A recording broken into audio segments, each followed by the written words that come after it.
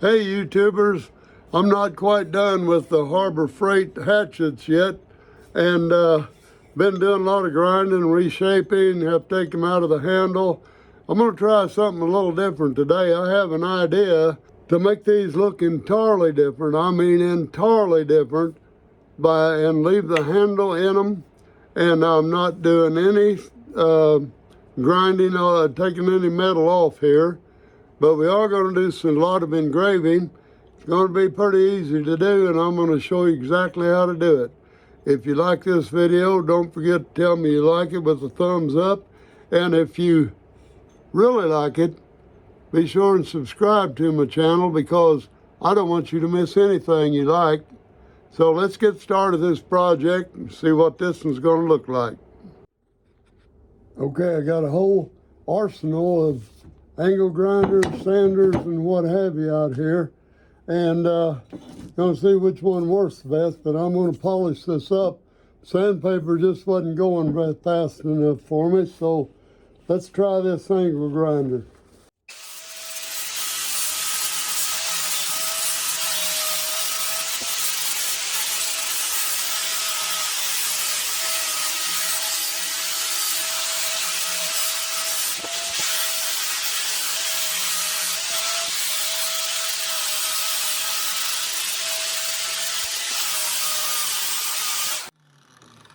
Okay, I think we got it.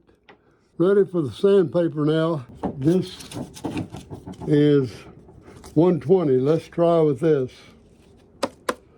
There we go, and we'll see what 120 does with it.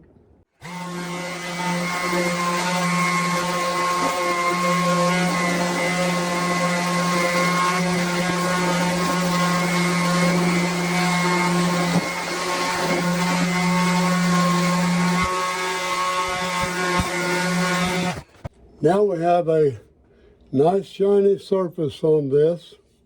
Haven't removed the handle, and you can see the reflection there is almost like chrome. You want to get it the best you can. And I've wiped it down with a good dry cloth and give it a wipe down with denatured alcohol. And that's one of the steps. And then I've dried it off again. What I'm going to do now is apply super blue, gun bluing, and I have a couple of cotton swabs laid out here. Want to apply it as evenly as possible. Go over all the surface right now with this gun bluing. Let's start out. It starts to do the process right away, so you want to get that on there. Get a good coat all the way around it so it comes out fairly even. I'm going to go right here on the top. Now I'm going to go here. You can see where you put it on easy enough. It starts working right away. It only takes 30 seconds to leave it on there to watch something happen. So just make sure you get all the stuff you have polished there. Make sure you get that coated. Now we're sitting right here in the carving bench, and I have this thing blued just like I want it. Now what I want to do is I want to blade first toward my left, and this point, this cutting tool that I have here, it's tapered that direction, and we want all the little cuts in here tapered toward the point. Let's get going with that. Get my hood on, power on up here, see what we can do.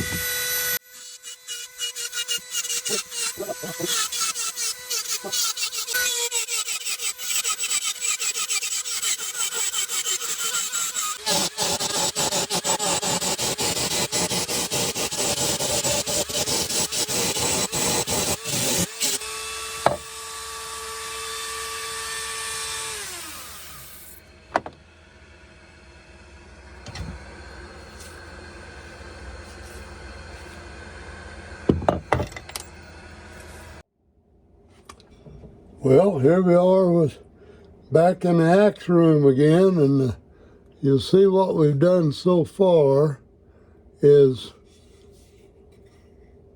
and it's pretty close to the same on both sides. You just randomly put these little, grind these little indentions, whatever design you want. You can have them going this way, but I had mine going horizontal. So now what you want to do is hit it with a little 4/0 steel wool, and we're going to put some more bluing on it. So let's go over it. This gets the little burrs off of it. But anyway, you go over it like that. And now, what I do is get me some, put my sponge right there, and turn this over just a little to get it soaked on there. And I want to get it. You're bluing these little indentions now is what you're doing. You're going over them really good. You don't care about the rest of it. You just want to get them blued. And all those little holes filled up, and that ought to do it right there. That'll give you what you need. Now you see that? Still see those indentions, but they're all blued now. So we'll see what to do next after we get them done. Leave them on there. Instructions call for 30 seconds. So I give it at least that much. I've given enough time to work. And I'd say that's been at least 30 seconds. Don't want to take it off too quick. Let it work a little bit. It gets going pretty good.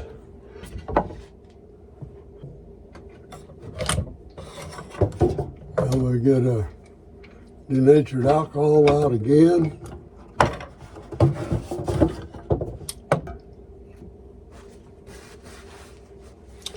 And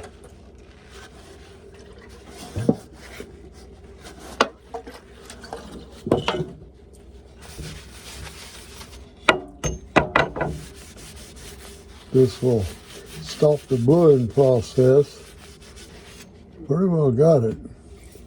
Got a nice sheen on it, and it's all blued in on both sides. Looking good. Now I'm here on my sanding bench again, and what I'm going to do, I got some 80 grit on this in my gun here, and I'm going to polish this back down to a shiny chrome again.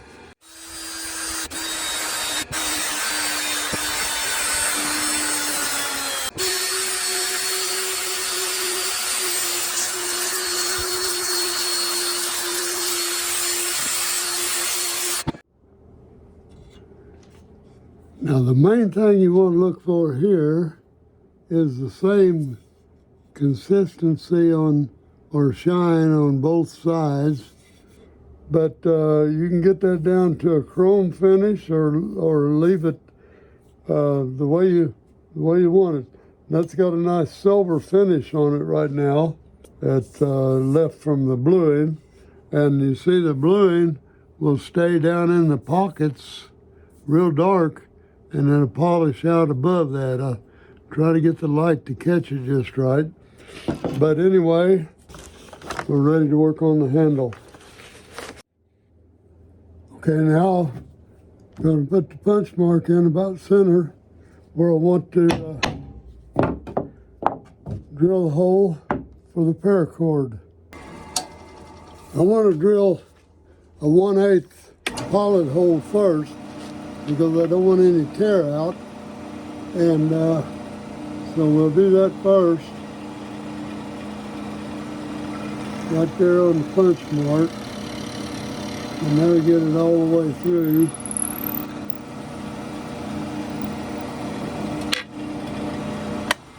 Now I drilled 9/32 now because what I want is to put 3 paracord wraps through that hole.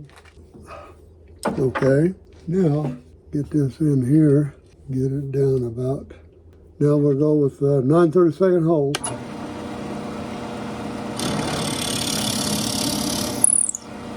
Part of the way.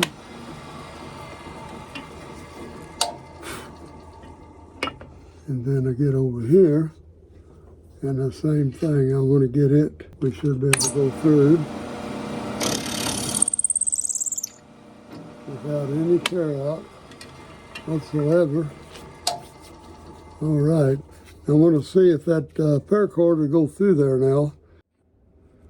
Well, I started out with 3 44-inch pieces of my paracord. Now what I want to do is get those bound up something like that in a smallest spaces you can get them and about even, and then get your little striker, and you want to melt that and then hammer it around here. So let's just see what it looks like. Melt these together. Okay, now you have 3 ends melted together and should be able to hold this up now and stick it right through all the way through the hole when you get ready to go. Okay, that part of it is fixed. We're not going to wrap that right now. That'll be the last thing we do. Well, we're outside my tent today somewhere and going to do some burning. Let's light this torch. We're down a little like that. And then we're going to burn this axe handle. We don't at least blacken it. We might not burn it, but we're going to get some blackening done.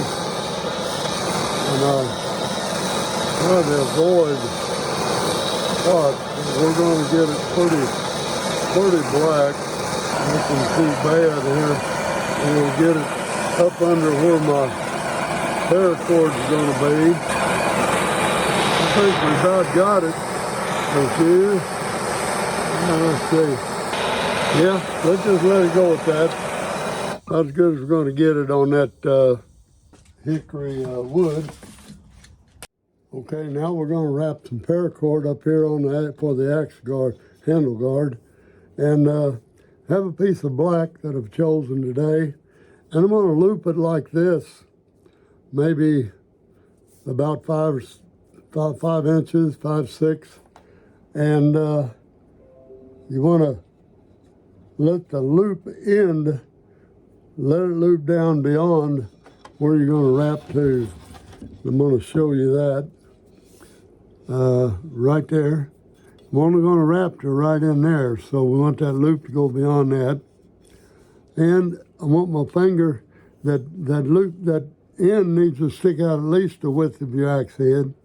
And there's the end of it, so we want the cord to actually start going over that.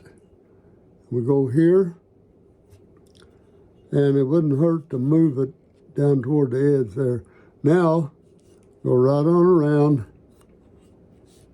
and do that about 3 times, and then we'll look at it on both sides and push it up tight against the axe head. Now I want to make sure that's fairly tight, so pull it down. Now just keep wrapping and wrap it right on down. All the time, I want to keep that pushed up. And let's see, there we go. Don't want to overlap it anywhere. We want to make sure that it's it's on top, and it's not don't get too twisted. Right on around, and you can tell wrapping like that, it'll get twisted. So you're right on around. Look every once in a while, make sure it's staying pretty tight. Tight as far as being pushed up toward the top. Keep it pretty snug there. And if it looks like it's loose, back up a little bit, tighten it up.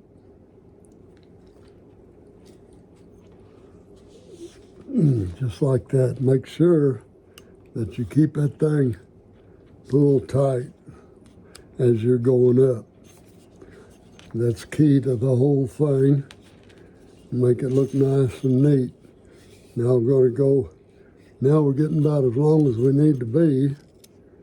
I think that'll be it right there. I'll push it up. See how much we got here. After I pushed it up, I can get a little bit more, because I want to stop it before I start going down that little knot right there. So we get all we can get, which that's about all we need right there. Now you want to hold that, keep it from getting unwrapped. And I'm going to take the end of the cord and I'll put it right in that loop right here that we left sticking out. And it's continuing right around there. As you can see, it's right through that, right through that, just like that. Now, while you're come around the other side, hold that with your thumb tight over there, and then we want to hold on to this and pull that loop down. And what you're going to do by doing that is you're going to pull that cord at the bottom up in there a little bit. Okay. Right there. Now what we want to do is cut this off right in here. Just dig right in there. Might have to lay it down to do that. But you see right here where that's sticking out, we got one sticking out here. Let's just get rid of that one. Sometimes we can pull it right up under there and kind of make it disappear, which we did. And then we're going to cut this one off as close as we can get it.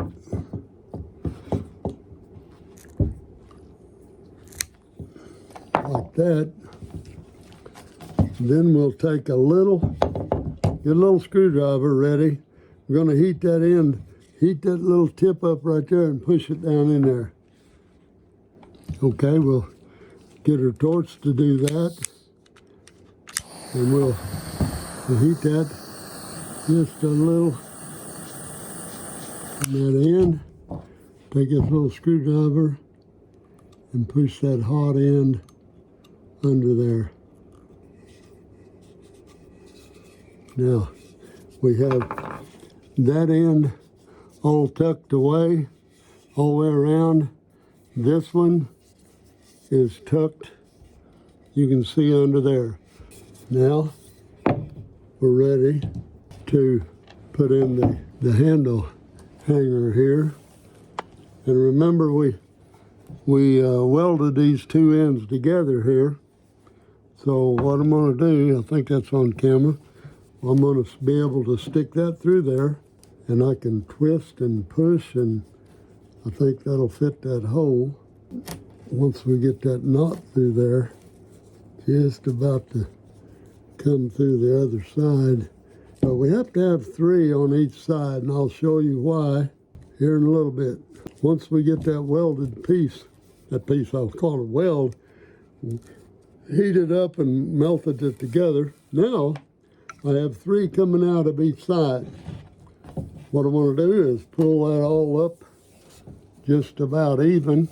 Now let's just cut these apart now because we don't need that anymore. Cut that there, cut that there, and cut that there. Now make a final cut on these to get this stuff trimmed off of here.